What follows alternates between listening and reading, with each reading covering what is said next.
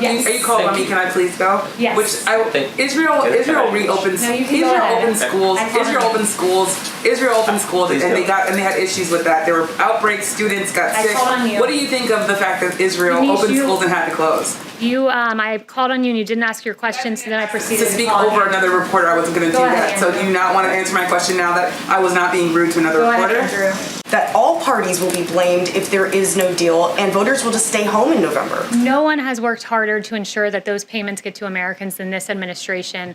Chief of Staff Mark Meadows, Secretary Treasury Steve Mnuchin have been on the Hill many days now trying to get this deal worked out. But it is Democrats, it is Nancy Pelosi, it is Chuck Schumer that are making an absolute mockery of this process rather than coming towards us and do a clean extension of unemployment insurance. They are moving beyond what their initial request was of $3 trillion, and then they moved to $3.4 trillion. They wanted $100 billion for schools, and we offered $105 billion, to which they rejected. They are making a mockery of this process. We're still engaging with them, but this president has been clear. He's ready to act on this, and it is of paramount importance to him. And again, why would you reject Martha McSally's clean extension? Democrats are fundamentally unserious, and they're making a mockery of the process. Calling them? Okay, then if you don't want to move on that, with regards to the executive orders, extensive and very good reporting on Nevada's first all-male primary election.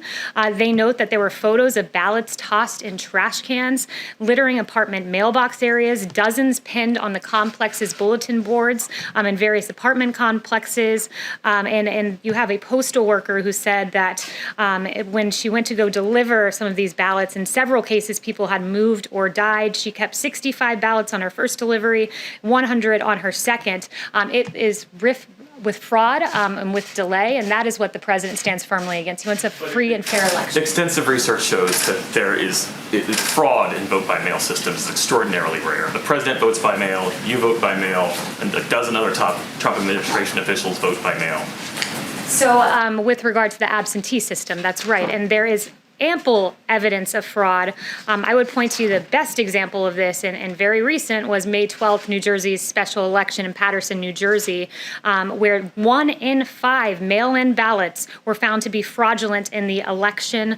New Jersey officials were charged in that case, and resident Ramona Javier said this is corruption, this is fraud. There are 8 relatives and immediate neighbors she knows of listed as having voted, but who insist they never even received a ballot. There are ample examples of fraud, and we can get those to you more than just Paterson, New Jersey. Another question on a different issue. What can the administration tell us about the deadly explosion in Beirut? What led to it, do you understand? So that was breaking as I came out. We're tracking it closely, and just rest assured that we're taking a very good look at that. Yes, thanks very much. I wanted to ask also on TikTok about Beijing has said that it may hit U.S. firms as a response. It sort of slammed this smash and grab of TikTok. What do you say to that in regard to China? And secondly, China has not complied with its commitments under the U.S.-China Phase 1 trade deal. We're reporting today that they've only completed 5%, for instance, of the energy purchases in this first half of the year. Can you just sort of say? Yeah, we encourage China to fulfill their obligations in the Phase 1 China deal and to fulfill their end of the agreement. But the president remains keenly focused on TikTok and protecting the private data of millions of people in this country. And PRC's, the People's Republic of China's laws require Chinese companies to cooperate with PRC security and intelligence services, enabling the CCP to access foreign user data. And what this means is that these entities ultimately answer to the CCP, which actively undermines U.S. interests and is hostile to American values and the rights of individuals. And the president will stand firmly. Before I begin, it is day 42 of the botched New York City primary, where still there is no election results in one congressional race. This, as the New York Times notes, is due to, quote, the deluge of 400,000 mail-in ballots, previewing the, quote, challenges facing the nation as it looks towards conducting the November general election with mass mail-in voting. Now I'd like to highlight the Trump administration's actions on telehealth, which the president detailed yesterday. The president signed an executive order to make regulatory reforms allowing for greater access to telehealth and toward making it permanent. The Trump administration has cut red tape allowing telehealth services for seniors and for other Americans.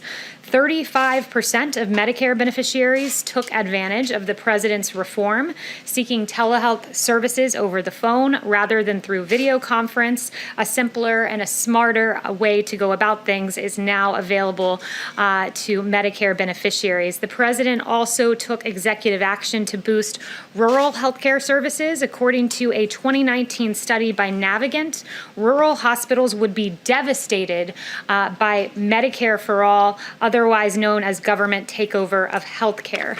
And under that analysis, they found that if Democrats had their way, 55% of rural hospitals, or 1,037 hospitals across 46 states, would be at high risk of closure. The president's executive order calls for strategic investments in our rural communications infrastructure, which will expand telemedicine and rural broadband access. Democrats seek to deny Americans their healthcare freedom, but President Trump is working hard to save your healthcare by guaranteeing protections for people with pre-existing conditions, eliminating the highly unpopular individual mandate of Obamacare, stopping surprise medical billing, increasing transparency, and lowering drug prices.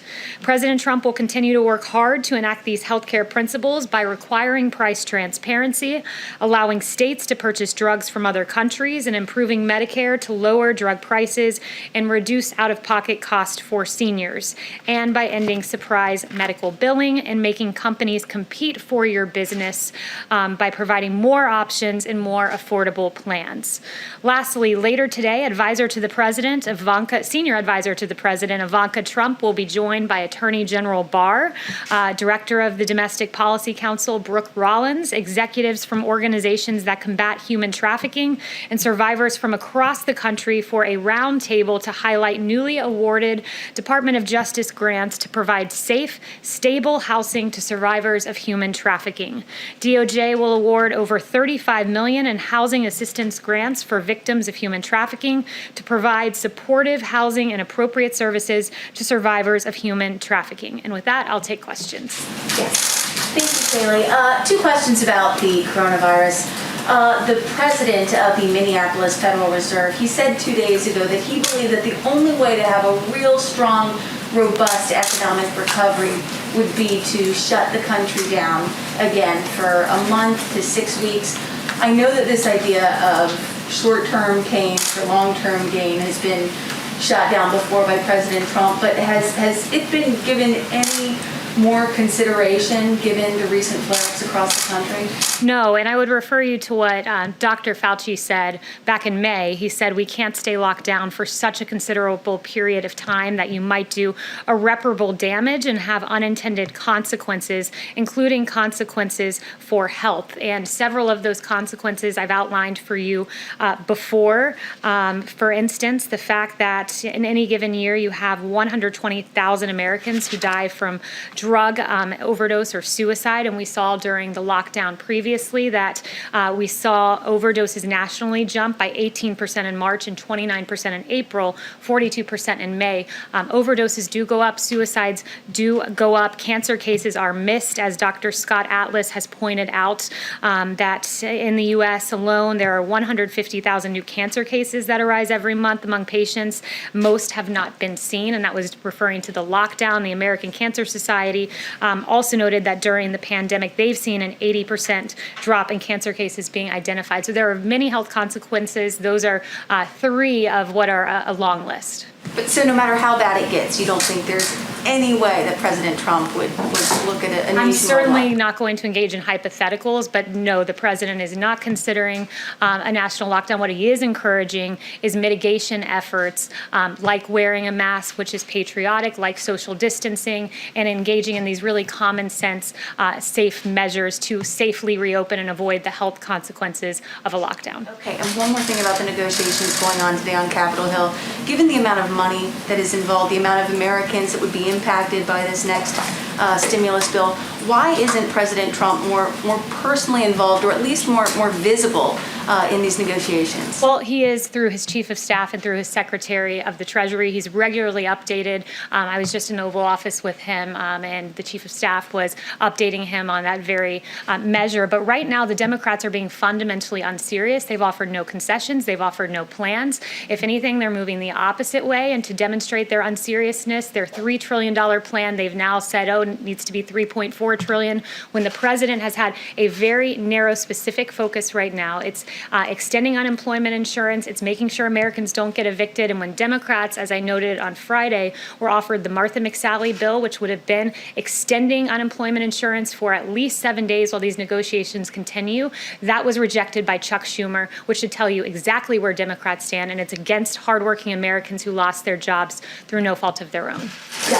The president about 10 minutes ago tweeted about vote by mail absentee voting. He says, in Florida, the election system is safe and secure, tried and true.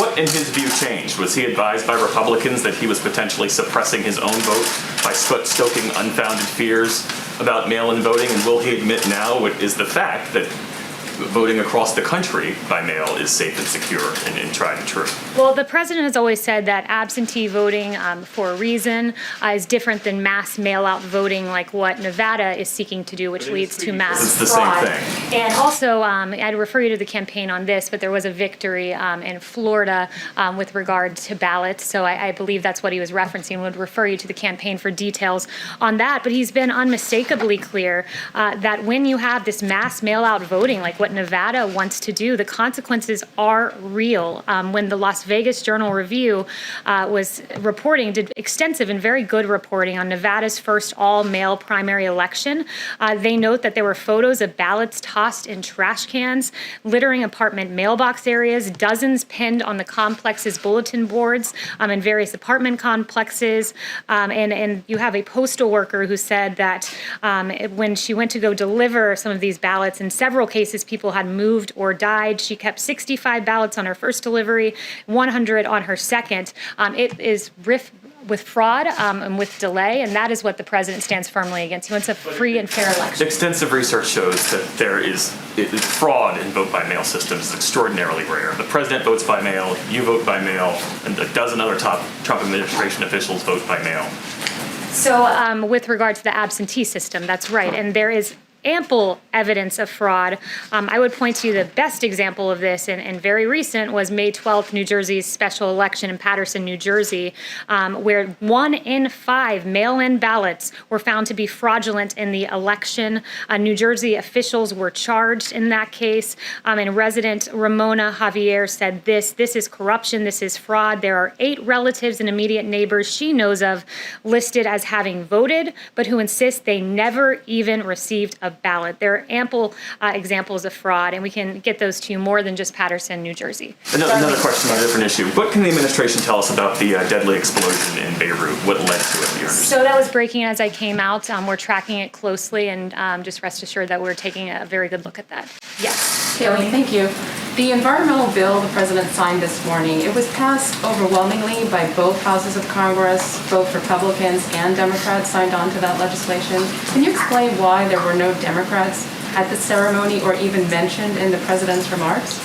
The president is very proud of what happened today, the single largest investment in America's national parks and public lands in history, the most significant conservation achievement since Teddy Roosevelt won the support of more than 850 conservation groups, and it provides $900 million a year in permanent funding to the Land and Water Conservation Fund. And you're asking about recognition of congressional Democrats right now, and the only thing that we're recognizing about congressional Democrats right now is how appalling it is that there are Americans who are going without paychecks because they refuse to partner with Martha McSally, Republicans, and the president in ensuring that those payments go out. The president has said, as recently in this Axios interview, that he believes that many people believe that there's disadvantages to testing. Can you walk us through what those disadvantages are, and if, as he stated back in June, he still believes that testing is overrated and makes the U.S. look bad? So I would know what the president refers to with regard to testing is that, the media doesn't often acknowledge that when you do do the most testing in the world, lead the world in testing, that you do identify more cases. So that is what it refers to with testing, and he's made that point a few times.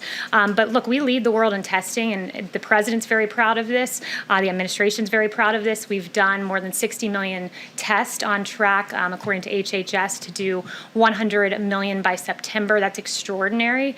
And when you compare that to the next highest number, India, in the ballpark of about 16 million tests, what we've done in this country is impressive. And the president's very proud of that effort. Do you still believe that testing in the U.S. is overrated? The president, again, points out that the media refuses to acknowledge that when you test so much, you do identify more cases. That's the point he was making, and he's very proud that actually since March 12th, we have increased daily testing by 32,000%.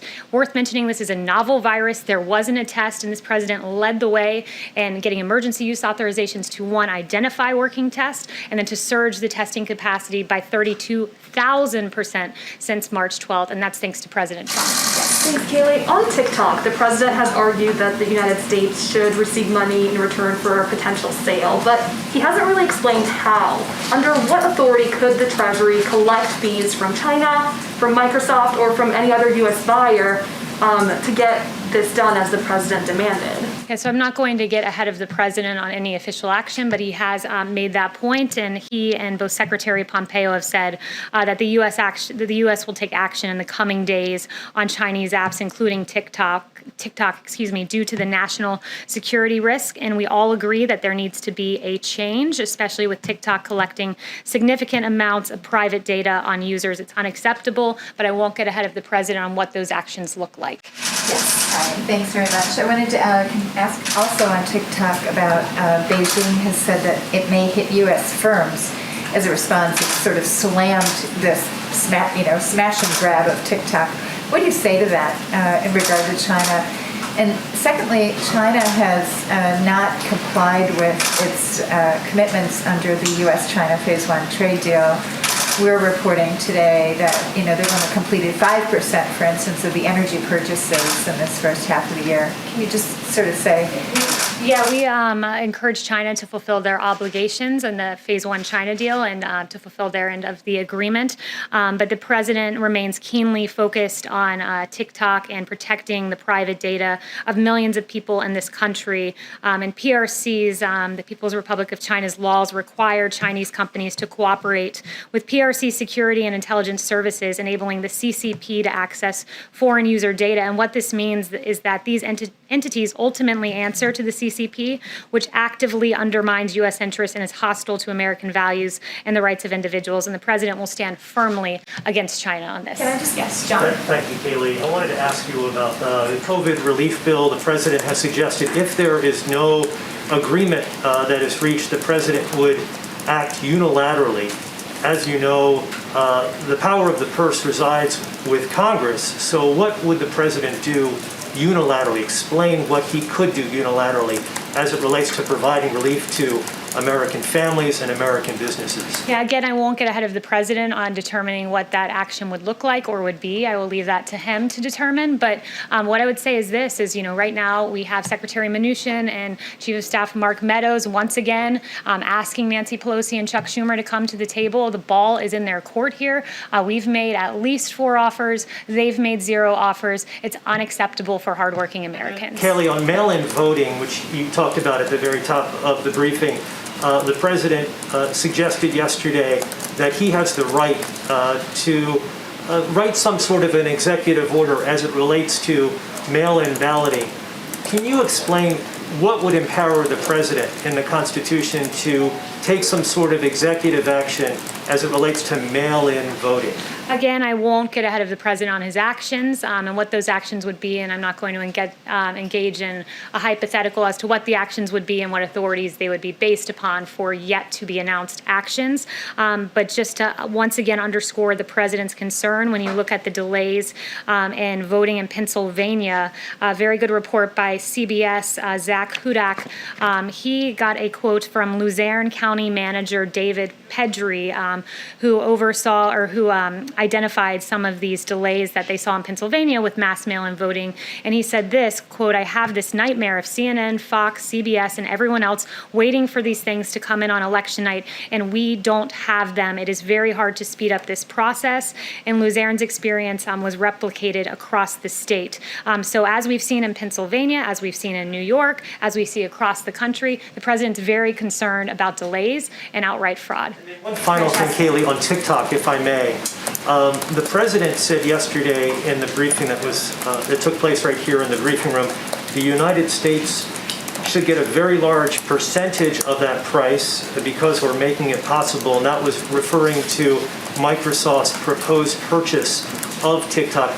I've never heard of that before, and maybe you could explain that to me, how the government could get a percentage of a price of a private transaction. Again, Can you explain I'm not how? going to get ahead of the president again on this action. Yes, Francesca. Kayleigh, I want to ask you something about the executive orders, but I do want to follow up on Kristen's question and just get a better understanding of what the president is doing personally to make sure that those extra unemployment benefits are reinstated. Is he calling senators on Capitol Hill? Does he have any plans to meet with Nancy Pelosi or Chuck Schumer personally? And is the White House concerned that all parties will be blamed if there is no deal and voters will just stay home in November? No one has worked harder to ensure that those payments get to Americans than this administration.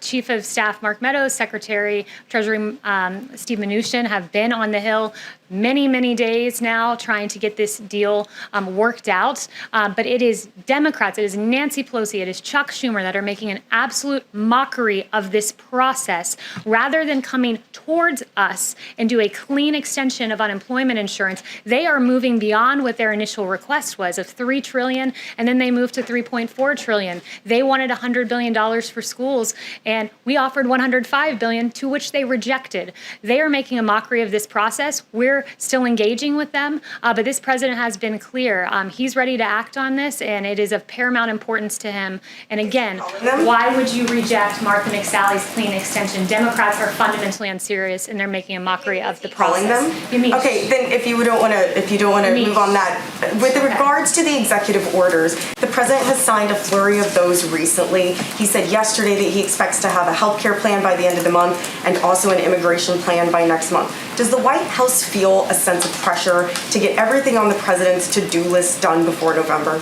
No, but the president moves at a very rapid pace, and he wants to get as much of his agenda accomplished this term and going into next term. This president's done a lot already, but he will work on COVID, and alongside that, many other issues as he routinely does. This administration often is accomplishing items on 2 or 3 different topics in a day, as you can see today with the human trafficking, the event this morning, and then also I have an announcement the president will have a COVID briefing at 5:30. But I do want to just step back and say this with regard to COVID. I think it's really important to put the successes of this administration in context, and I got some new information from HHS just before I came out here. This was a novel virus. There were no tests. There were no therapeutics. But what did this administration do? We, as I noted earlier, surge testing, increased it by 32,000 since March. HHS is projecting 100 million tests completed by September. Because of President Trump's tearing down of red tape, there are more than 230 clinical trials of potential COVID drugs and biological products are underway, and over 510 are in the planning stages. Today, NIH announced 2 separate COVID treatment trials, Active 2 and Active 3, and these are monoclonal antibody treatments. And also by September, we have secured more than 500,000 courses of treatment of remdesivir. That is one of the several therapeutics that this president has achieved and finding for the American people to treat this novel disease, this novel virus. And the vaccine, again, moving to phase 3 clinical trial at the fastest rate for any novel virus in history. This could only be accomplished by President Trump, by a businessman in the White House who is not only on the race to get a vaccine, we have 2 in phase 3 clinical trial, but is securing 100 million doses in advance so that we're ready to ship them out. This president has been hard at work on COVID, along with a number of other issues, and those EOs will be forthcoming. Yes. Are you calling on me? Can I please go? Yes. Israel reopens. No, you can Israel go ahead. opened schools. I called Israel on you. opened schools. Israel opened schools, Please and go. they had issues with that. There were outbreaks. Students got I sick. called on you. What do you think of the fact that Israel Denise, opened you- schools and had to close? I called on you and you didn't ask your questions, so then I proceeded To to speak call on over you. another reporter, I wasn't going to do Go ahead, that. So Andrew. do you not want to answer my question now that I was not being rude to another Go reporter? ahead, Andrew. Okay, the president said in his interview with Axios that he's doing everything he can do to address the virus. Is that really true? I mean, is there nothing more that he can do at this point? And also, is he willing? Does that suggest that he's willing to accept the number of deaths that we're seeing every day? No, we're hard at work each and every day to defeat the invisible enemy. And in fact, just to give you an update on some of the actions we've taken, right now there are currently 28,220 U.S. government personnel deployed for COVID-19 response. On top of that, next week, Dr. Birx has visited states across the country, and next week she'll be visiting Indiana, Ohio, Kentucky, Tennessee, and Virginia. We're hard at work at, again, getting more EUAs for more treatments and therapeutics and testing. So every day we're rapidly looking at how we can make this the most robust response in the history of this country. And I think that we've done that when you look at remdesivir and the therapeutics at play, and the case fatality rate is really indicative of what this president has done. When we have the lowest case fatality rate, one of the lowest in the world, below the average of the world, and below Europe, that shows that our therapeutics are working. Remdesivir, convalescent plasma, and dexamethasone. This president's hard at work, and he'll continue to work You're hard. doing everything Yes. that you can possibly do when there are still waits for getting test results back, when you have declined to impose a national mask mandate, when you're saying you won't shut down the entire country again. So with regard to testing and the timing, when we identify a problem, we quickly identify a solution. And when there were delays in testing, we immediately identified pool testing as a way to increase the speed of testing. We already lead the world in testing, so to increase the speed, we move towards pool testing. And that's the flexibility with which this administration adapts to problems we identify on the ground, and we rapidly develop a solution to ameliorate the problem. Yes. Thank you, Kayleigh. Would the president like to see Mitch McConnell put the $600 extension of the unemployment benefits through the end of the year on the Senate floor to put the Democrats in the spot of having to vote for that clean extension? So I haven't talked to him about that proposal, and I don't want to get into the middle of the negotiations. But it's safe to say is there's been one clean proposal to extend unemployment insurance that was put forward by Martha McSally. The president was ready to sign it, and it was rejected by Chuck Schumer and Nancy Pelosi. Can I follow up and just Yes, ask on a slightly separate topic, whether or not the White House has a view on whether or not members of the media, a pool, should be allowed to cover the Republican National Convention's official proceedings in Charlotte, which apparently, as of right now, because of the space limitations, the convention committee is saying that that's not going to be possible. I'm not read into the convention discussions, but I certainly will inquire about that and follow up with you and find out what the status is. Yeah. Thank you. Yes. Thank you so much, Kayleigh. Do you have anything with regards to the massive explosion in Beirut that occurred earlier? Again, that was breaking as I came out here, and it's safe to say we are monitoring the situation. Yes. Thanks for calling on me. I wanted to give my question over to you, Nish. Sure, that's fine. Thanks so much. So my question is, or two questions. The first question is, Israel opened its schools back up. They thought they had the virus under control. That virus then spread and it became an outbreak. Students got sick. They had to close schools down. How worried are you that what happened in Israel might happen here, given the fact that there are experts in Israel who say they made a mistake there? Well, I would refer to our experts, and CDC Director Robert Redfield answered about schools on the Hill last week, and he said this: "I don't think I can emphasize it enough as the director of the Center for Disease Control, the leading public health agency in the world. It is in the public health interest that these K through 12 students get back to schools that are open for face-to-face learning. I want these kids back in school. It is paramount to the health of the child." The The president just tweeted, to you answer a question about this, mail-in voting or absentee voting, whatever you call it. He's saying that essentially it's the same thing. So why is it now something that can be done in Florida but not in other states? Why is that the appropriate thing to do? He's not saying, he's always made the distinction. Mass mail-out voting is with Nevada, where ballots are mailed in mass out to the voter rolls. So in a place like LA, for instance, where 112% of LA County is registered, ballots go out, and at least 12% of those we know are not active voters. So that is the distinction from absentee voting, which is where you proactively request an absentee ballot. There's a difference there, and the president repeatedly makes the difference. And he is also noting, as I told Jeff, you can follow up with the campaign on this, but there was a victory in the courts in Florida, and that's what he was referencing in the tweet. Yes. Thanks, Kayleigh. You mentioned extending the eviction moratorium and unemployment insurance. On Saturday, Trump tweeted payroll tax cuts plus dollars. Is a payroll tax cut still on the table? The president would love to see the payroll tax holiday because it would, in fact, benefit low and middle income Americans the most. But right now, his keen and laser focus is unemployment insurance and evictions. Those are the preeminent priority, especially with that Friday deadline that Nancy Pelosi missed. Chanel. Thank you, Kayleigh. This administration has identified human trafficking as a crisis and has worked to combat it. The National Center on Sexual Exploitation has identified TikTok, an online platform that enables sexual exploitation of young people, especially in America.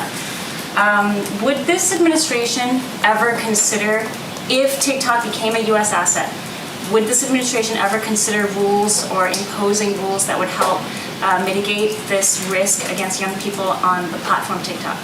Yeah, I haven't spoken to the president about that specific fact scenario, but absolutely it is a priority for this administration to combat human trafficking and the exploitation of children. So we would certainly take a close look at that.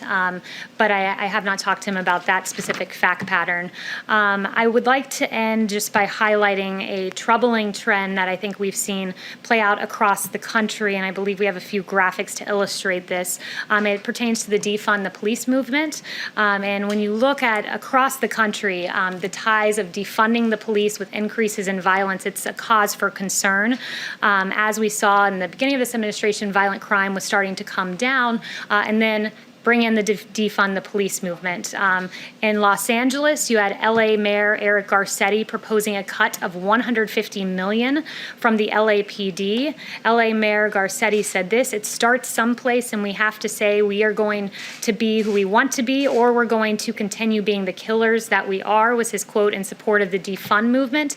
And as a result, we saw a 14% rise in homicides this year over last year.